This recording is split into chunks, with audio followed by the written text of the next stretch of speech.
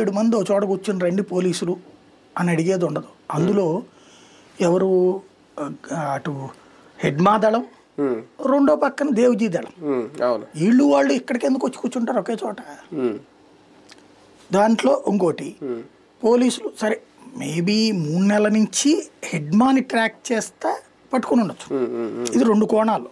ఒక ఆస్పెక్ట్లో అయితే అది. అందులో ఇప్పుడు దొరికినటువంటి వాళ్ళందరూ కూడా ఓ రకంగా చెప్పాలంటే రాష్ట్ర స్థాయి నాయకులే దొరికిన వాళ్ళు అందరూ కూడా. దొరికిన వాళ్ళు ఎన్కౌంటర్ చేయబడ్డ వాళ్ళు మాత్రం కేంద్ర కమిటీ సభ్యులు, వీళ్ళు కూడా వివిధ రాష్ట్రాలకు హెడ్లు. అంతే, వివిధ రాష్ట్రాలు. అంటే ఓ రకంగా చెప్పాలంటే ఒక డిఐజీ ర్యాంకులు, ఐజీ ర్యాంకులు వాళ్ళ దళాల్లో అలాంటి పెద్ద పెద్ద వాళ్ళు అందరూ పోయారు ఇప్పుడు. అది అదే అదే అంటున్నాను, కేంద్ర కమిటీలో ఉన్న వాళ్ళందరూ ఎన్కౌంటర్ అయిపోయింది వాళ్ళ మీద. వాళ్ళు దొరికిన వాళ్ళు కూడా ఆషామాషి ఏం కాదు, 50 మంది అంటే.